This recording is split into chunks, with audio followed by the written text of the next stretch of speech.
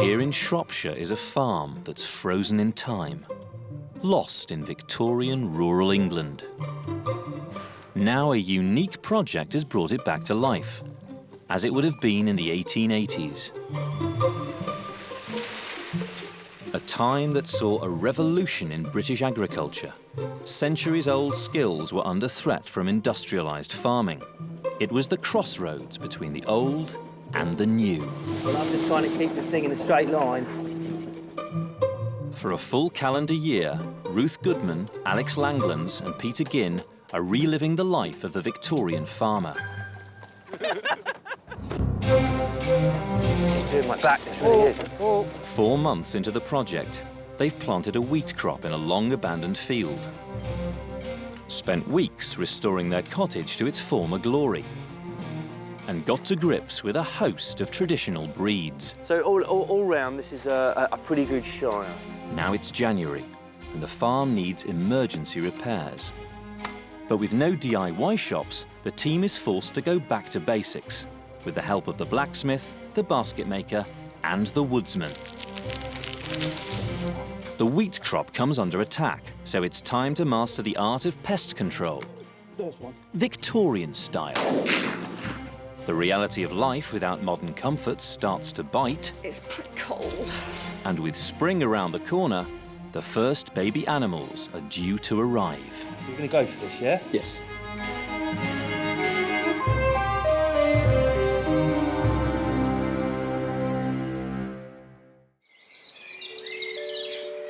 It's New Year on the Victorian farm.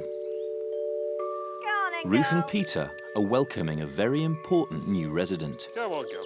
That's a good girl. Princess is a Gloucestershire old spot, a favourite breed of Victorian farmers. She's pregnant. The team is hoping she'll produce a litter of piglets in a few weeks' time. There's an enormous bucket of swill waiting for you, lady. If they can convince her to move in, that is. Nothing as obstinate as a pig who doesn't want to go. Good girl. Come on. Good girl. Good girl. I think we might need a little bit of bribery and corruption. Always a mangle when you fancy a mangle. Yeah. Oh, hallelujah. There we go. You're a gorgeous pig, aren't you? You're going to give us lots of lovely little piglets. Yeah. Delicious palm. Richard Lutwich is president of the Gloucestershire Old Spot Society. So how many do you think she's going to give us then? I'd be quite happy if she had 8 or 9. She might still have a few quite a more. lot, isn't it? She might have 10 or 12. Oh, gosh. So what sort of things should we look out for? Think what can go wrong? Very little, really. I mean, pigs are much easier than other farm animals. It's like shelling peas. Just let her get on with it, basically, and hopefully everything will be all right. Peter built these pigsties himself. With Princess moved in, they're finally complete. She only just fits under that door. Slight design error there, I think. Oh, yeah, she's huge, isn't she? With all this new livestock around, the farmyard's becoming a little chaotic.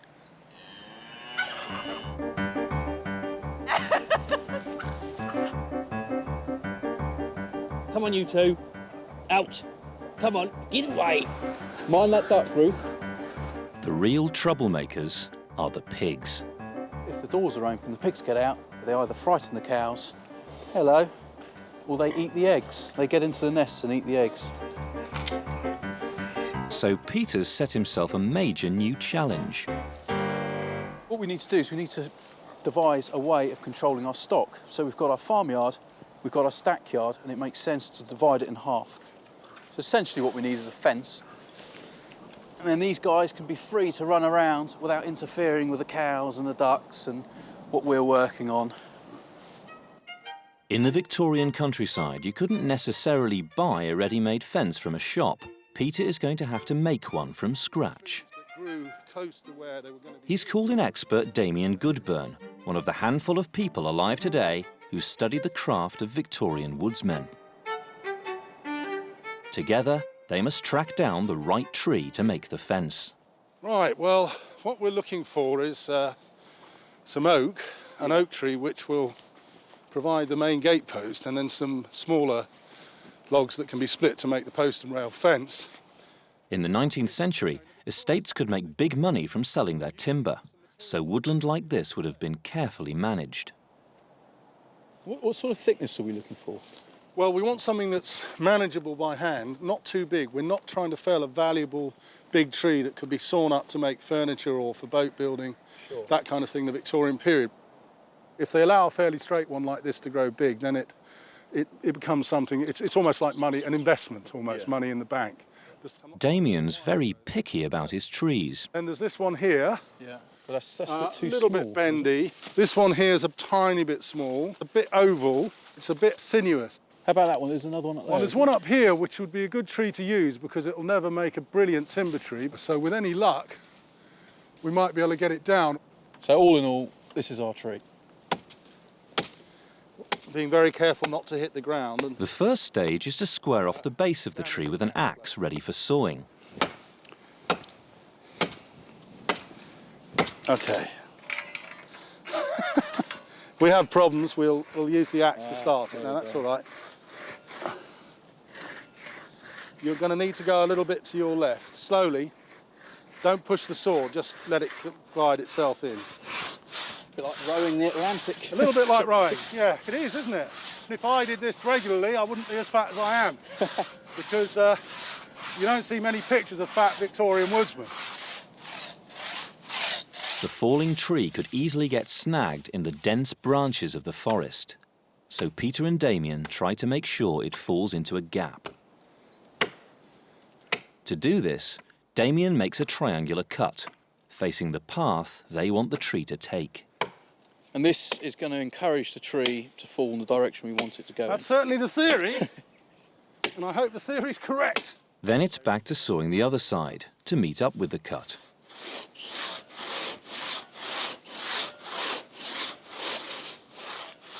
How far now? in. Still a bit more on your side then. Hang on. She's going. Get her out.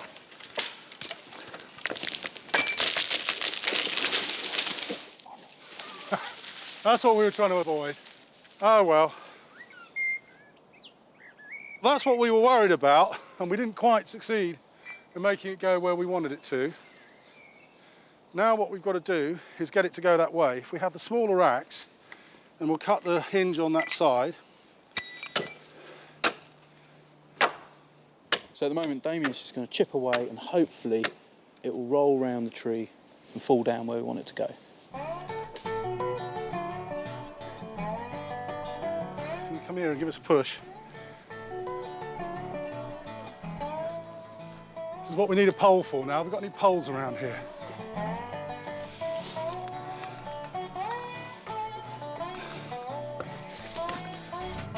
How much more does that need?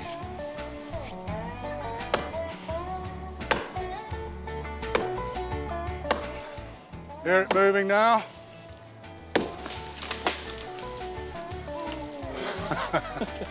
Don't worry. Yeah, it's going.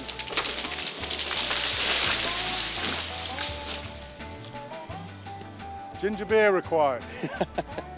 Finally. After a famous 5-hour struggle.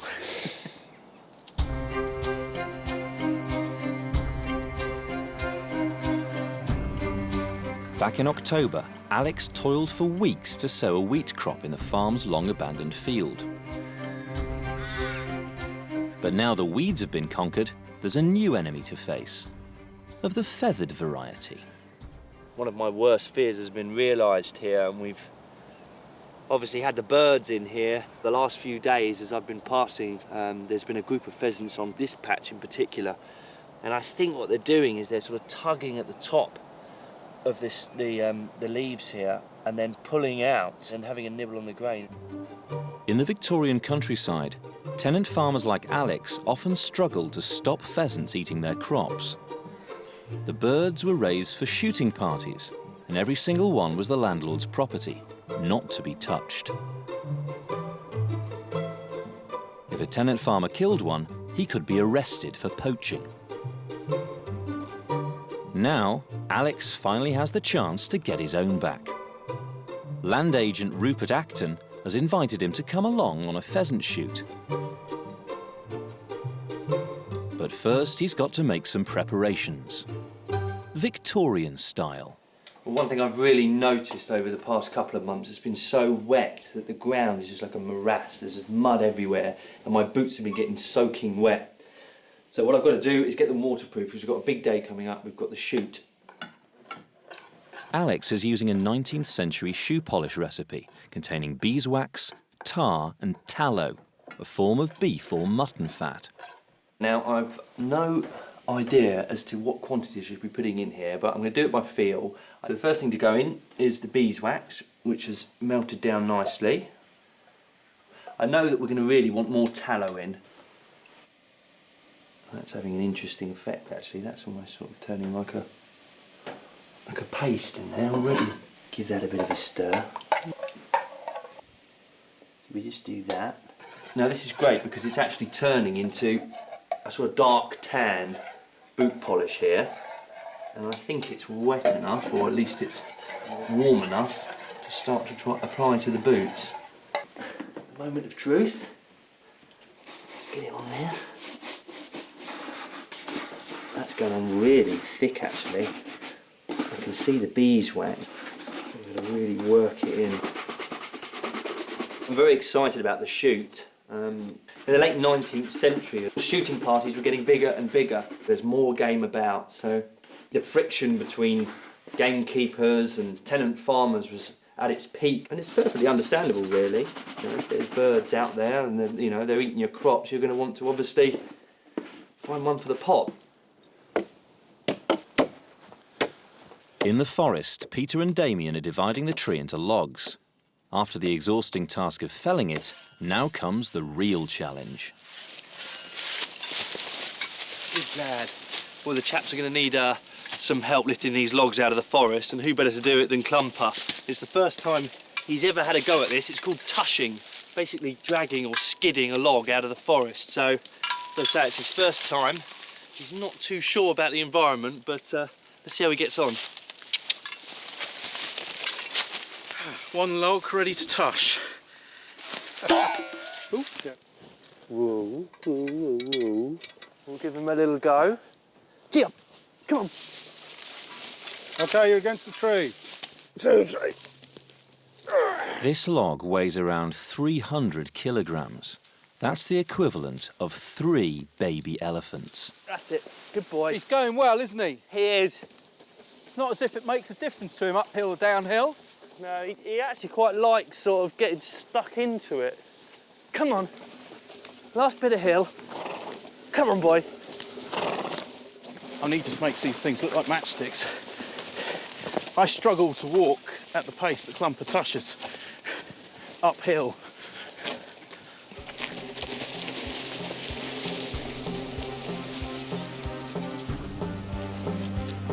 Clumper is heading for the estate saw pit, where the log will be cut up for use in the farmyard fence. Good boy. Come on, keep coming, keep coming. Keep coming. And whoa, he's done very well. I'm quite surprised actually. I thought there'd be more problems. Getting it out there in the out of the that steep slope right at the beginning was a bit difficult, and the guys had to roll it, but otherwise took it in his stride, and it never ceases to amaze me how easily he takes to jobs. Forward, Clumper. He's even listening, you see. Working outside all day is tough on the Victorian farmer's body. But in small villages, there wasn't always access to off-the-shelf remedies for aches and pains. At the cottage, Ruth's been looking into some homemade solutions. I'm going to make a cream for chapped hands. So I've got some lard here and I've been just softening it and then whisking it with a fork so that it's light and fluffy. So now I'm going to add the honey. Not so runny, fairly runny. And a little oatmeal. The texture of the oatmeal will make it very slightly sort of scrubby when you're putting it on, which will help to massage the whole cream into the skin. And now I need egg yolks. And then the last thing I need to put in is some rose water, which is just distilled water and oil of roses. And that adds not only a beautiful scent, but also adds to its absorbability into the skin. And whisk. Storage is not a problem. Because of all the fat in it, I just have to pop it in a jar, pop a lid on it, it'll keep 3, maybe 4 months with no problem.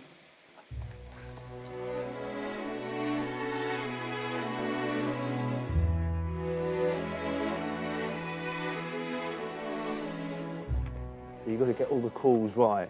Yes. Okay. But there are probably a few more wood. The day of the pheasant shoot has arrived.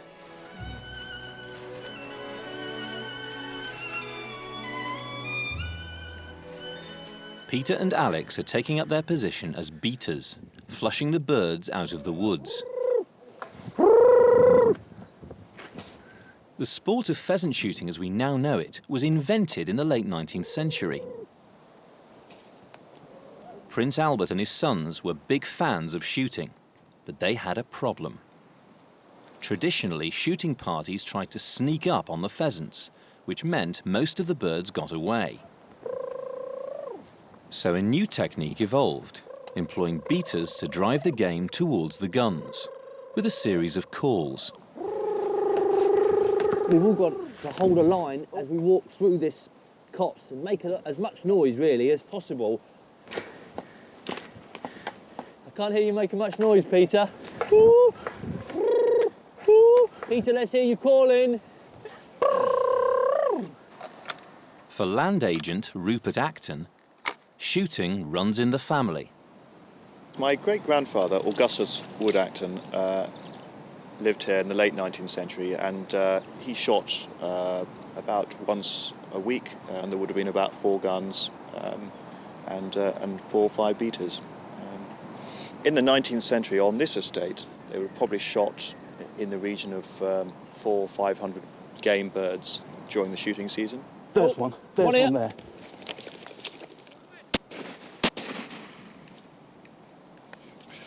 Too much talking. The swampy ground will give Alex's waterproofing efforts a stern test. I'm really impressed with the mix because I've got the job of making my way through the stream here. So it was a godsend that I decided to do it. But Peter isn't quite so lucky. Should have waterproofed your boots, Peter. No birds have been shot on this drive, so the beaters must move on to a new wood. I've been having trouble, oh, I do most winters, with chapped lips. As soon as the weather gets cold and wet, my lips go all dry and start to crack and bleed. So therefore I'm making some Victorian lip salve. The recipes say for chapped lips specifically, but quite interestingly, most of them include alkanet, which doesn't do anything for chapped lips. What it is a dye. It's a red dye. So I'm hoping that this recipe is going to come out with cherry-coloured lip gloss. Alkanet is a common plant that often grows as a weed. You can use any part of the plant to get some colour, but the root is where the majority of it is. So this is just dried alkanet root. So I've got some olive oil to pour in. What I'm going to do is put the alkanet in the oil and pot it on the range just to warm through, and hopefully the colour then will infuse within the oil. The other 2 ingredients are mutton fat and white wax. The 2 have got to be melted together, and the alkanet has done the most fantastic colouring job. It's really done its business, isn't it? If that's not red, I don't know what is. So that's my wax and mutton fat melted. And that goes in with that lot. And then just got to strain them to get all the bits out. Ooh, yeah, look at the colour on that. The mixture will be kept in a cool place to set. You couldn't buy anything that was more like a red lip gloss than this. And there's nothing nasty in it, is there?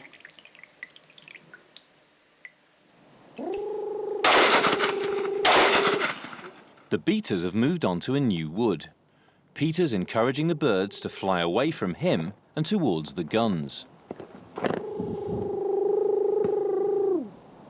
Oh.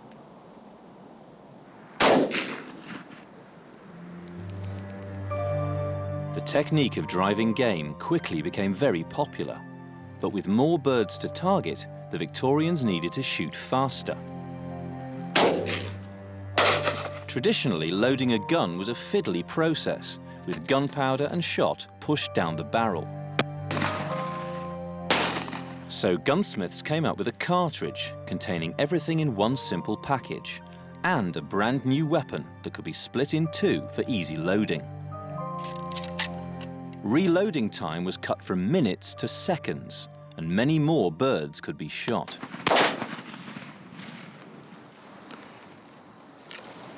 Let's see if we can stake a claim on these birds then.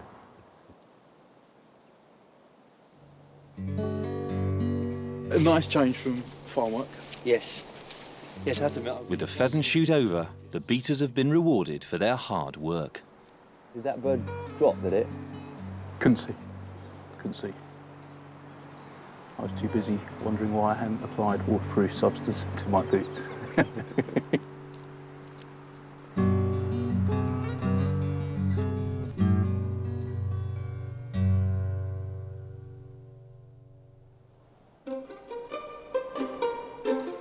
It's February. With fewer pheasants around, the crop has a chance to grow. The farmyard fence is coming on well. Peter's been chopping the log ready for the saw pit. This is why I never owned a skateboard as a child. And Princess, the expectant sow, is settling in nicely. Let's get them in this pen. If we go down with the bucket to this pen and get them in the pen, we'll have a closer look. Baby pigs are not the only thing the team is expecting. Call them to you, Alex, that's the way. The big fella at the back. In November, sheep farmer Richard Spencer lent the team his prize ram, Fred. But though Fred took a fancy to the ewes, Alex isn't quite sure if any of them are pregnant. Come round here, Alex, and I'll show you. So Richard's come back to find out. If a sheep is in lamb, if she's pregnant, what is in that udder now should be wax and sticky. Right. Getting to the udders requires an expert technique. You're going to put your knee in the shoulder so she can't escape, and you're going to put your hand under there, find the teat, and get some wax out and tell them she's in lamb. Right. I'm stuck. Okay. That's it. Now put your hand underneath, find the teat. It's in there somewhere. Right, nothing there. You really want to put your hands gently to the top of the udder and gently just massage it down into the teat. I can't find it, Richard. I've got one. You can do this, Alex. Think positive thoughts. How far apart are these things usually, Richard? Well, the normal distance, really. One on each side. They come in pairs. I'm not getting anything. I'm wondering whether I should get you to teach me to turn them over. Sheep farmers often turn their sheep over to inspect them. But with each ewe weighing up to 10 stone, it can be a challenge. You lock it tight onto your knee, and you literally, keeping it tight on your knee, you just rock backwards with your fingers firmly hooked under that flank, and just rolls over on your knee onto her butt, onto her rear. It doesn't involve a lot of physical stress on your part, just using the principle of levers and the sheep's weight. It's a bit of a sort of judo roll. Lift the head up into the air, let it roll round your knee. Yes, keep it going, keep it going, keep it going backwards. Lift it off, drop it. You've done it, that's it. Yeah. And all the rest will be easy after that. Well done. Oh, look at the satisfaction on that man's face. Look at that, he'll sleep well tonight. Now you can get the wax out of that one. Massage it gently from the udder into the teat. Yes, see it filling the teat now, you see. The teat's full of wax. And then The teat's full of wax. And then... Yeah. There you are. There we are. He's so happy. There we are. One happy camper. Let's try this one. Yeah, we've got to drop. There you go. Well, look at that. There you go. Now then, if you... Listen to that there. Better than sticky tape. Spot on. Wonderful stuff. That is sticky wax. Wow, yeah. Yeah. There you are. That is perfect. That sheep is definitely inland. Right, brilliant. That's it, you're rolling. Go, keep them. The wax is a clear sign that in a few weeks, this sheep will be producing milk to feed her young. Now all Alex has to do is check the rest of his flock. You are, young man. Well, thank you very much, Richard. We'll make a shepherd of you yet. Ensuring livestock was well fed over winter was absolutely crucial for the Victorian farmer. Every day, the team processed food for the animals in machines, such as this root slicer. But Ruth has hit a snag. The bucket's entirely the wrong shape, so more time scraping off the floor. There's so many jobs to do, simply can't afford to have inefficient tools. To make a better container, Ruth has asked someone with unique skills to come to the farm. This is oak, which was felled just the other day, and I'm going to turn this into a basket. Owen Jones makes a type of basket specific to the Lake District and the West Midlands. Though once common, his profession is now endangered. In Victorian times, there have been hundreds, possibly thousands, of people making these baskets. For many years, I was the only person. Recently, I've taught someone else, so there's now two of us. In Britain, most baskets are made from willow. What makes this basket special is that it uses local materials, oak and hazel.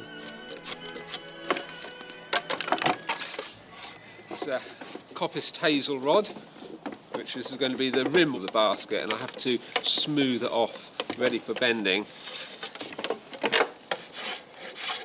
Next, Owen prepares the ribs of the basket. Each oak log must be measured up and chopped into strips. This is where we start to get a feel of what the wood's like. Drive it in. It'll take Owen 5 hours to make this basket. In the 19th century, oak basket makers got together in small workshops of 2 or 3 men, collectively producing dozens of baskets each week.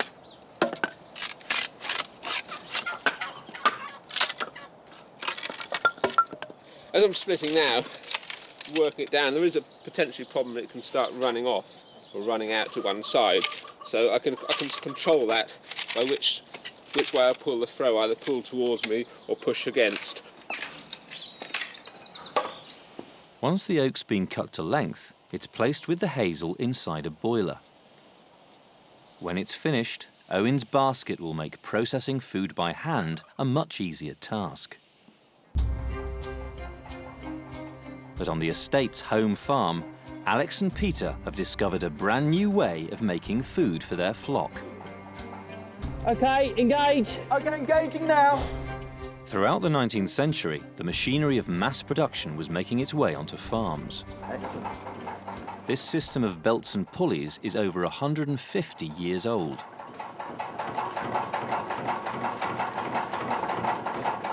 This is our oats bruiser, our kibbler. You can hear it engaging there. Oh, that's a sound, isn't it? The kibbler grinds up wheat grain for the farm's animals to eat. They've all been bruised, they've been crushed. So when they go through the digestive system of the animal, they'll be absorbed more efficiently. All this machinery is powered by the Victorian Farm's driving engine. Clumper, the Shire horse.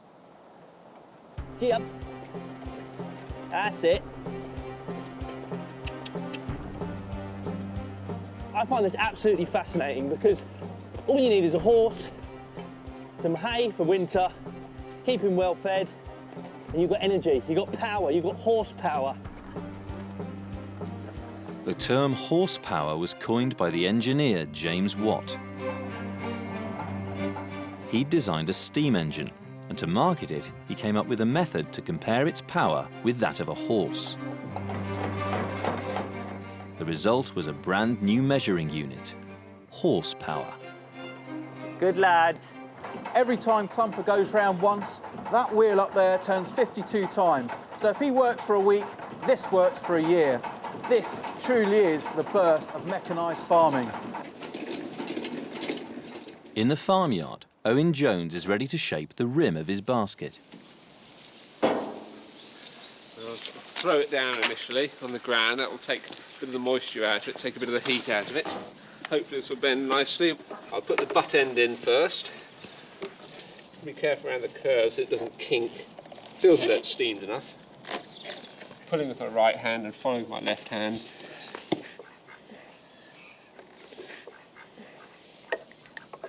And the diagonal in.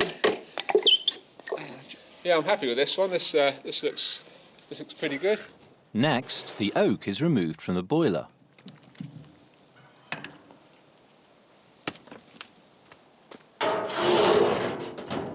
It's actually a wonderful smell. It's a sort of fruity, like a fruity smell. It's the best part of the day. This process is known as riving. This is quite hot on the hands. Sometimes you get to a point where your hands start burning, and then you have to knock them on your knees, and that cools them down. The simplest way of doing it is this way, and you're pulling it down. It's a feel thing. This is really good stuff. It's quite tough stuff. I can leave it quite thick and bend it like that, so that'll make good strong baskets. The material is now ready for the final stage. Starting to weave the basket now. It's all woven. There's no fixing. There's no nails, no pins. It's all woven together. These baskets would have been used throughout the 19th century on farms. They're very important. They would be used for broadcast sowing seed, harvesting root crops such as potatoes, feeding animals, chopped turnips.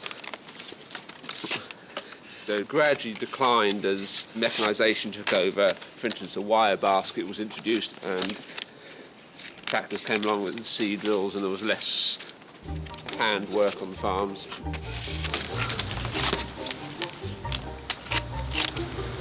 Wow! God, that looks fantastic. So how long is something like this going to last then?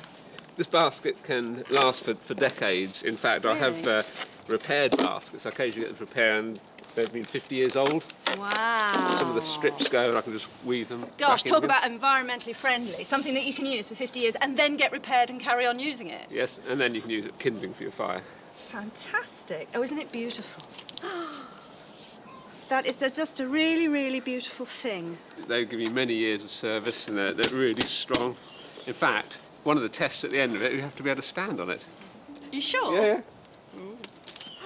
Flipping You heck. bounce up and down.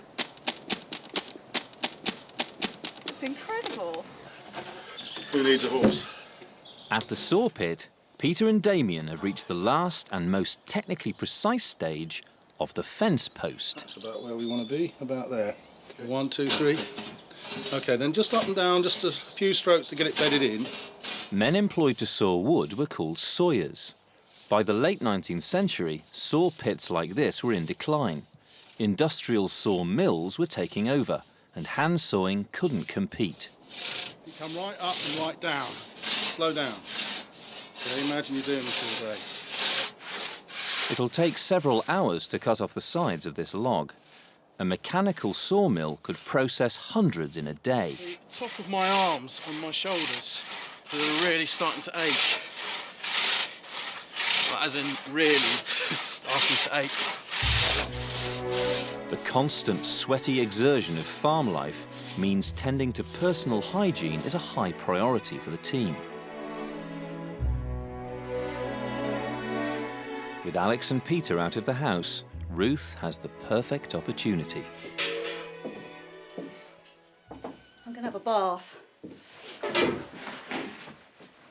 People in this period felt that washing was seriously the underpinning thing about keeping yourself healthy, despite the fact that it's actually really difficult in this sort of situation to do. Ruth's bath is a sawn-off wooden barrel covered with a sheet. It's almost like a drip tray that catches the water as you pour water over yourself. And it's very, very efficient on resources. Bathing in a room with no central heating is pretty cold. A lot of people have the image of a Victorian bath being a large tin affair that you can fill up with water and be submerged in up to your neck. But most people in the country who didn't have spare money managed in this sort of shallow tray with wiping yourself down, soaping yourself all over and pouring water over you. So somewhere between a shower and a scrub down.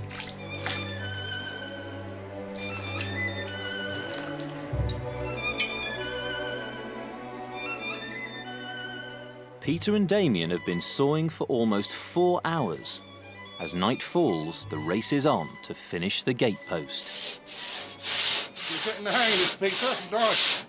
Yeah, definitely. Like you say, it's very zen.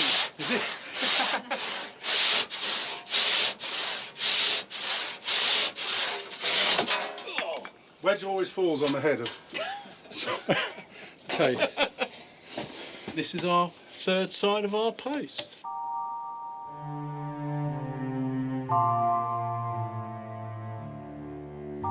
Just before bed, Ruth's trying out her homemade remedies.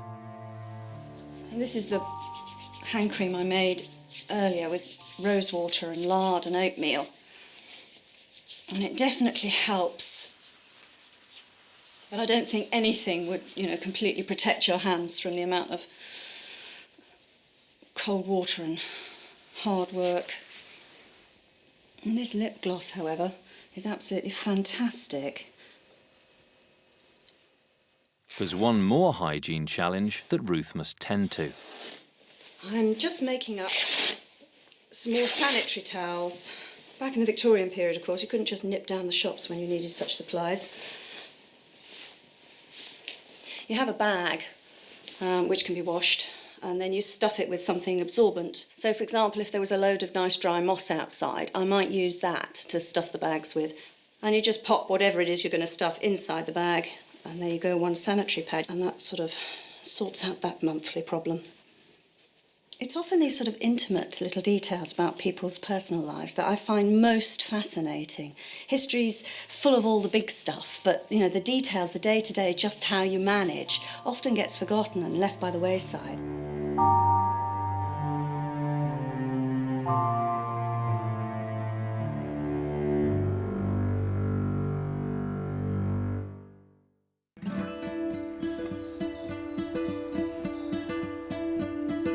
March has arrived and the farm is showing the first signs of spring. Ruth's basket is being put to use. Fantastic! Hello, pigs, you ready? Don't half make life easier. Peter's gatepost is finally in the ground. Right. And all 10 ewes are pregnant. Lambing time is now imminent. The boys have travelled to Richard Spencer's farm to get some much-needed advice. How are you? Oh, steady, steady. Good to see you again. Good to see you again. Good to see you again. Yeah, so you're going to give us a crash course today? Have you lambed a sheep before? Never. Well, there's one here. We have a nose and 2 front feet. You can tell with the front feet. Well, I could pull this out as easy as pie. But as you've never done it before, who's going to go first? Who wants to learn? I'll give it a go. You can give it a go. Right, Alex, the trick is if you're on your own, which you often are working with livestock, the sheep is on the side, everything's okay. You get close in with your knees inside of her stomach, so if she kicks and struggles, which she might do, she's not going to kick you where it hurts. And you don't look with your eyes, you look with your fingertips. So just hand straight in? Yeah, get straight in there. There's plenty of lubricant provided by Mother Nature. Okay. Don't look with your eyes, look with your fingertips. So I'm not looking with my eyes, right. It's a very big lamb, so why she's taking so long, why she needs help. Don't be afraid to pull. Yeah.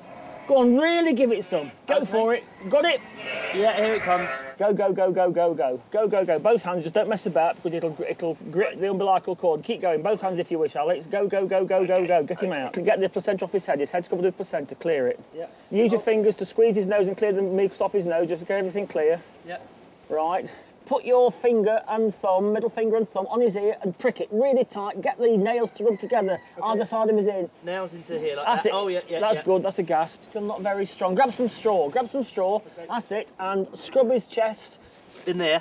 No, you're playing with it, man. You're scrubbing the floor. Really, really rub it. Get the circulation going. Really stimulating. Yeah. It's like an aggressive mother sort of licking him to get him going. Yeah. That's it. That's the first lamb you've actually delivered, is it, Alex? That is the first lamb I've ever delivered. That's fantastic. Look at him. You also check that there's milk there, look. It's important. That's it, yeah. perfect. All over me. Yeah, yeah. wonderful. See if that works as well. Oh, spot on. Got you. Oh, absolutely wonderful. Absolutely wonderful. Now we've got this sheep with a healthy lamb. Oh, look at that, it's suckling well. Just pen her up so that no other sheep comes along and takes the lamb away from her. Anywhere you like, up the wall side. Use the corner of the wall there to wedge the end of the hurdle against. It won't move away then.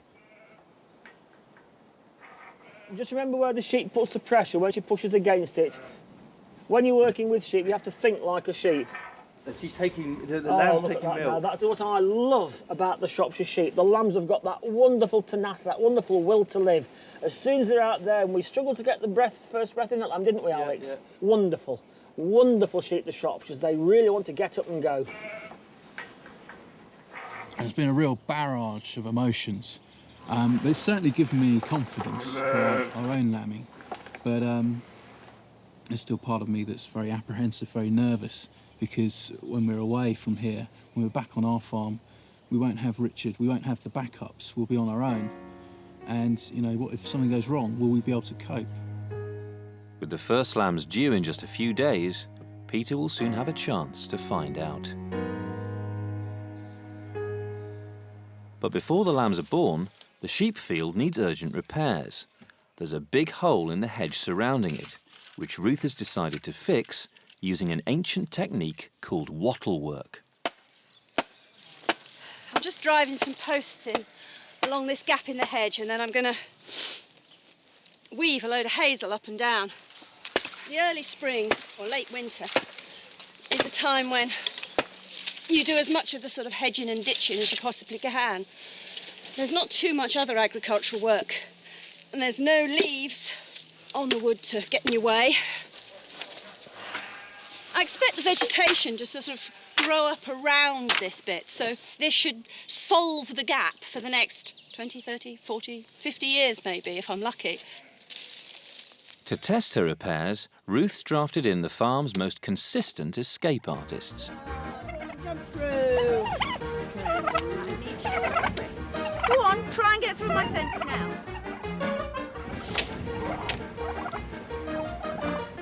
Well, it's only a very quick bit of emergency fence mending, but I think that'll do.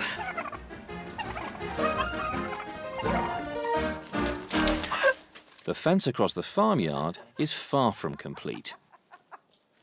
To speed things up, the boys are going to cut the rest of the logs by cleaving. We're putting in wedges that's forcing the wood apart. I mean, there's no question about this being 1,000 times quicker than sawing. It's a rough and ready form of fencing. It's got to be functional. It doesn't necessarily have to be pretty. Be like us. Play the wedges. Oh, look at that, it's just gone. There we are. Yeah, I think the key is putting the axe in at the start and dictating how it's going to split. I think the key is after we've done the job. If only you were so smart before the job, Peter. Back in the farmyard, the quartered logs must be cut down by 2 feet. That's good. How big's 2? I will use my Victorian measuring stick. This is a foot. From elbow. There we are. To that knuckle there. So if I mark that up there. To there. It's this mark here.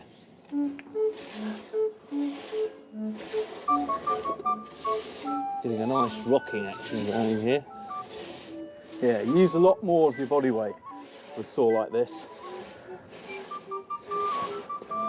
So this is going in this hole just here. Okay. It's still going. Look at all that water coming out. The fence needs a gate, and a gate needs hinges. On the farm's estate, there's only one man for the job. John Herbertson is the local blacksmith.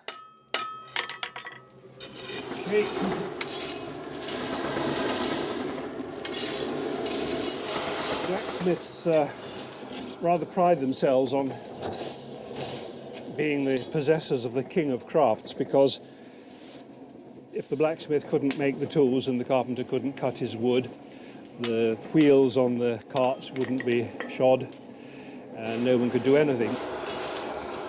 So the blacksmith would have been a man of some importance, and his, I suppose his contribution would have been to drag everybody in to the village blacksmiths.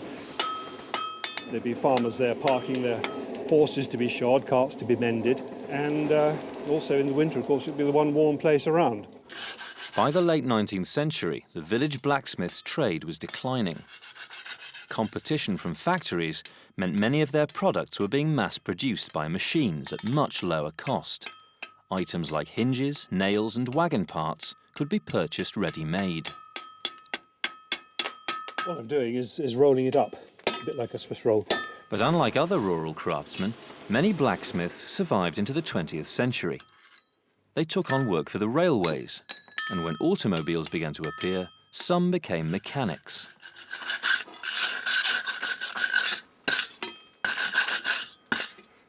Hi John, have you finished the hinges? Yes, I have. It's done now. So the gate will open that way. That's absolutely perfect. Thank you very much. I'm very, very impressed. The fence is almost finished, but before they can complete it, the team have a new problem to tackle. The wheat crop is once again under attack. Not from pheasants this time, but from rabbits. Just like game birds, rabbits were the property of the landowner.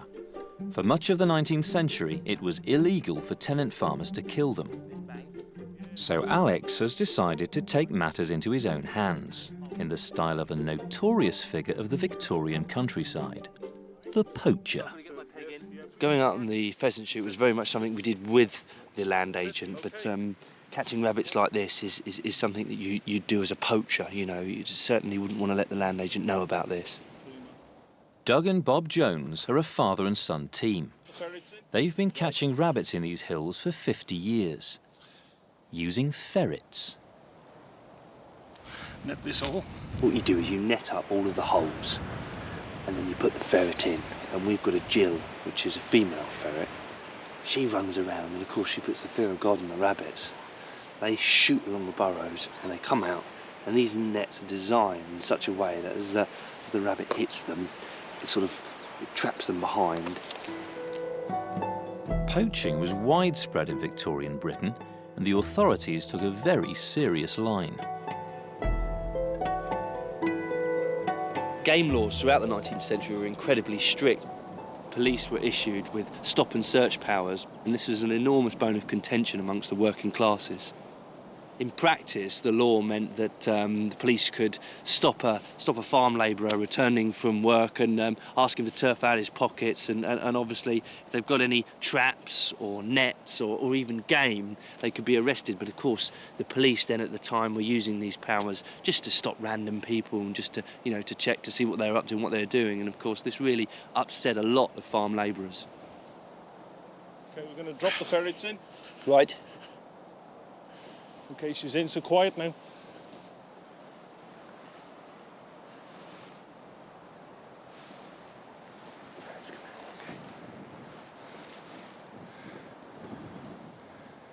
The ferret looks in every burrow until she finds a rabbit.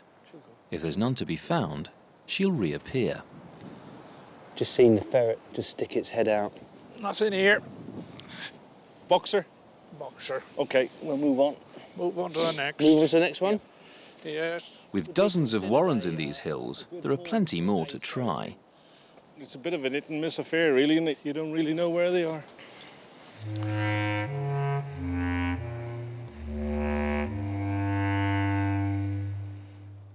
Back at the cottage, Ruth is dealing with the leftover pheasant from Alex's first hunting trip. We had them roasted the other night, but there's quite a lot of meat left on them. I've got here a book about how to cook with leftovers. It's called The Family Save-All, and it's marvellously thrifty, and it's full of really interesting recipes. This recipe here is for pheasant, hashed pheasant. Waste not, want not. Not only a Victorian saying, but such a Victorian moral. so many people going hungry, and the idea of wasting good food appalled people. If you were a person with not very much spare money and you lived in London, for example, there were any number of shops where you could buy food leftovers, which would be collected from places like hotels or gentlemen's clubs, places like that. And for very, very small amounts of money, you could buy such leftovers and take them home and make a dinner out of them. After stripping the bones, Ruth makes a stock in which to stew the leftover meat.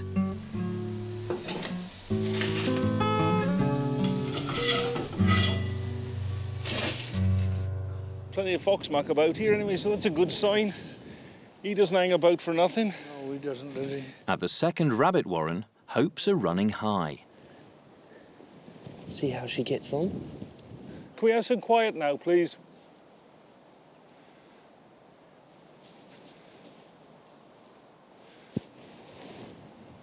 Oh, yeah.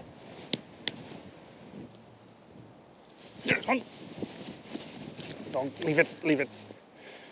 Dispatch Leave it, with Charlie. or Doug will. Leave it. Simple case. What we There we don't are. want to do is... Just broken the neck. It's a start, but they're hoping for many more rabbits. Okay, I'll put her in lower down.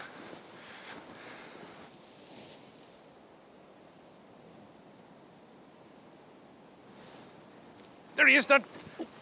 Good dog, Charlie. Good dog. All right. Good dog. That'll All do. right. Dead. All right. Leave it. Yeah. Leave it.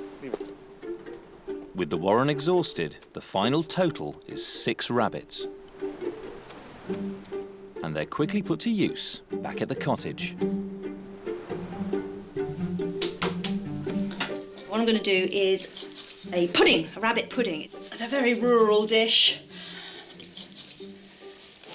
Suet puddings were an absolute staple for many a Victorian family, particularly at the bottom end of the social scale. They're cheap to make and they're very filling and they're easy to make nice. You only need the tiniest touch of flavour and that goes right through them. Now, my pieces of rabbit are to be browned. That's just sort of lightly fried in a little bit of butter. So I'll just lay my pieces of rabbit in carefully. Now for the suet crust of my rabbit pudding, I've got to make suet crust pastry, which is just flour, a little water and some fat, suet fat. Now you need about twice as much flour as fat. This isn't posh cooking by any stretch of the imagination. This is simple food, quick to prepare, keeps you going no matter what the weather.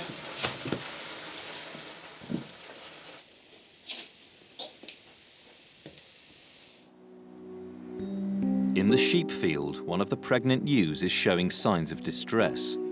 The boys have decided they must intervene. Come in there. Yeah. Go that side of you.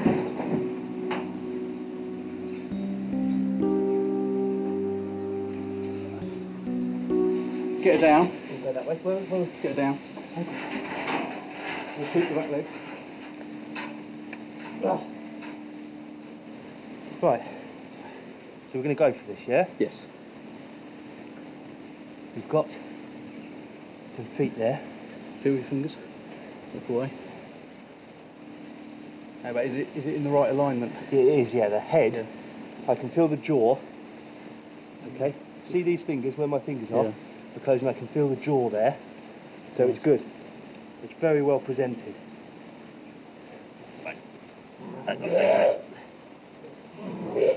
All the way up.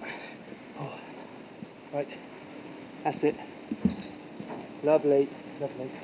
See it, wipe it down, then its nose, mucus from its mouth, that's it. Is it breathing yet? Is it breathing? Yep. That's it, get some hay on it. Give it a rub straw, that gets the circulation going. Yep. Just pinch its ear, there. Oh, yeah. Yep, that's moving. It's alive, Yeah. Great. There we go. Yep. I'm inclined to get some water to her, get her penned up. Get her penned. And then just sort of we'll monitor sit overnight, here, yeah? Well, sit for an hour and a half, a couple of hours. Just to make sure she's and, all right. And to make sure this one gets at the The teats. Yeah. You think, yeah? Yeah. Look, she's trying to stand up as well. That's all good. That's a great sign, to be honest. Great sign. Right. I mean, now she's sitting here, and they're both doing fine. I'm really glad we did it. Yeah, I think we made I'm the really right call. I think we did. Look at that. Look at them. Look at that. I think she's going to try and stand up now. So, time for me to make my exit. Mind your hands. Thank you, Peter. That was quite something. That really was quite something.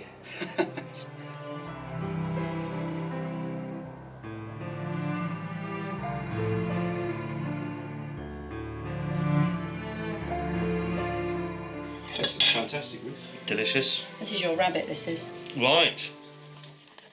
I'm drooling over your dinner here. Leftover pheasant. Leftover pheasants. It's very nice. It's a very gamey meal. Yeah.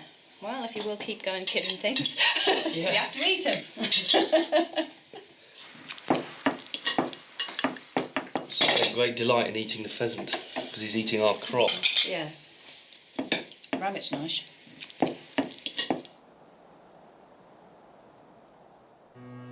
The farm's first lamb is doing well. And a little while after she was born, her mum gave birth for a second time. Shropshire sheep can often have twins or even triplets. With the rest of the flock due to give birth soon, the farm's population is set to explode. Just in time, the boys have finally completed the farmyard fence. Having felled the tree, sawn the gatepost, cleaved the rails, and hung the gate with the blacksmith's hinges, it's now time to put their work to the test. Well, we've finished our post and rail fence that divides up our farmyard. John the blacksmith and Ruth have come to inspect it, and I'm going to let out the pigs, Alec's going to let out the cows, and hopefully never the twain shall meet. Come on then, you two. Out you come. There you go. Seems to be working really well. I think it's a fantastic fence. I think for me it just completes the farmyard now. Like everything is done. Yeah, they all look really sturdy, these posts. They look really good. Well, they are all sturdy, apart from the M1.